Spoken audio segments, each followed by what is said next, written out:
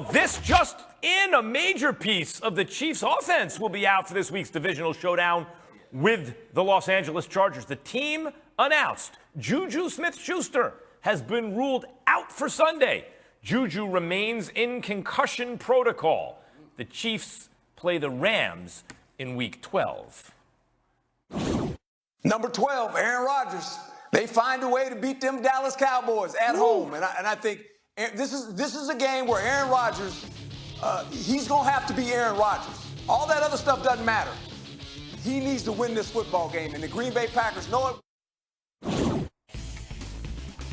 Coach called the upset. Dak and the Cowboys falling to the Packers last Sunday at Lambeau. Dak with 2 INTs in the first half. The offense was just non-existent in the fourth quarter.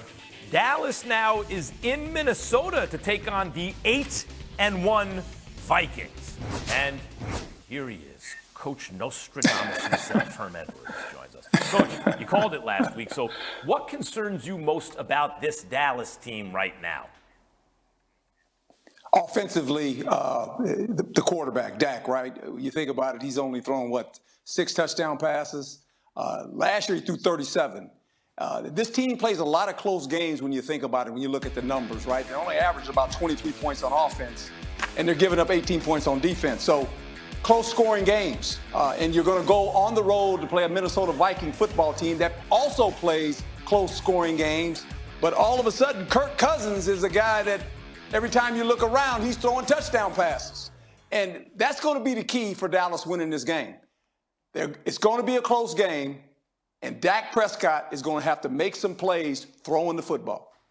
Brooke, what do you see from Dak since his return? Well, first of all, Coach, I'm so sorry that I made that face at you last week when you picked the Packers to win. What do I know? I was not convinced. I'm never going to doubt you again. But I will say, I know, and I'm going against what I just said. You said that you believe that Dak needs to make some plays, needs to make some throws. I think this offense needs to be more balanced. When he's throwing 46 times a game, this is something that I was concerned about when they took Cooper Rush out of the lineup. And that is not to say that I think the Cowboys should have stuck with Cooper Rush. That is not it at all.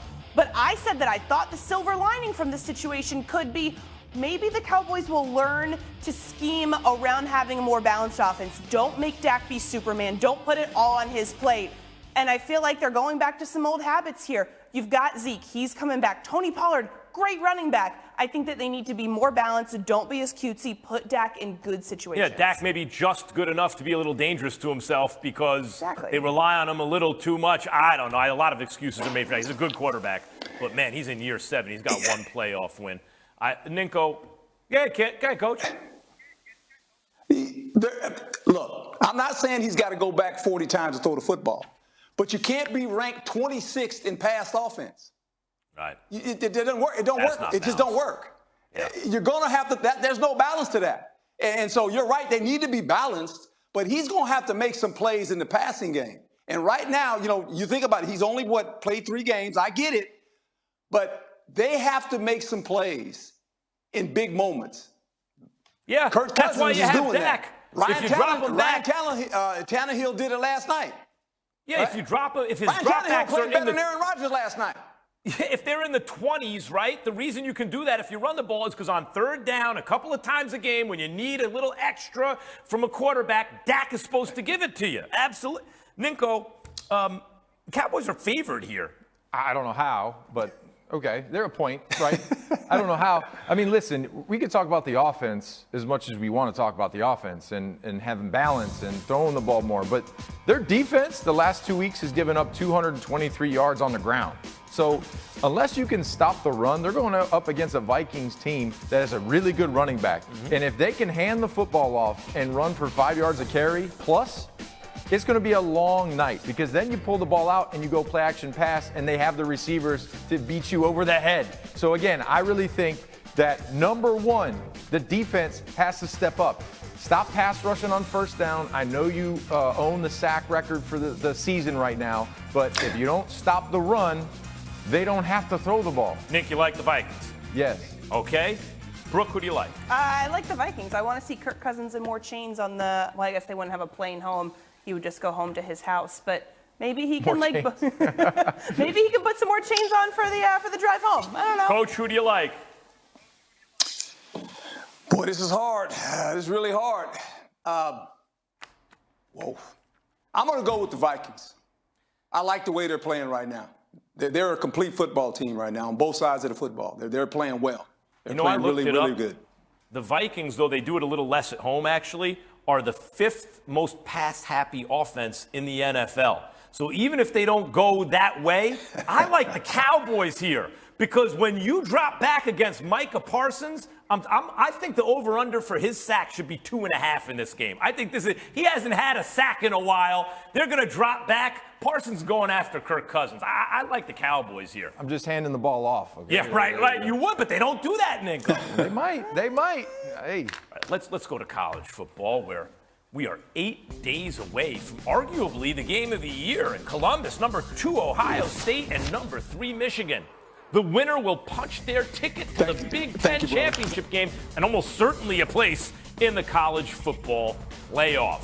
A large portion of the top 10 remained unchanged from the previous week, but even with all the potential outcomes, all eyes on what's going to happen in the Big Ten with Ohio and Michigan in their looming showdown next weekend. Let's bring in our college football senior writer, Pete Thamel, who joins us from Bozeman, Montana, with College Game Day this weekend. Pete, no pushovers this week. Ohio State at Maryland and Michigan hosting Illinois. Who's going to have the tougher test ahead of the showdown next week?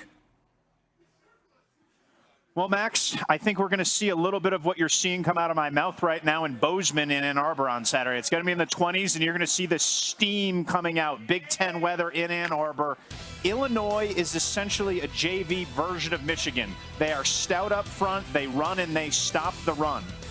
Michigan has the country's 4th best rushing attack, and Illinois has the country's 7th best run defense. Of course, Michigan has the country's best run defense. So I think this game sets up to be a low-scoring slog, and when you're set up like that on a cold day in difficult conditions, funny things can happen if there's a turnover, if there's a special teams play. So I really think the way this is designed, Illinois is going to have a puncher's chance in this game and could put a scare in Michigan in Ann Arbor. What a scenic behind you, by the way. That's beautiful. And I got to say, you look completely unbothered by the temperature. It's game day, all right? I went to Syracuse. They don't teach you a lot of math there, but they teach you how to layer. And so here we are. I'm ready to layer here in Bozeman. Feeling good. We got people fired up. They're ready to go. Let's go. Someone say fire? Where's the heat? Okay. One of the more interesting teams in the playoff race is SC. They're currently ranked 7th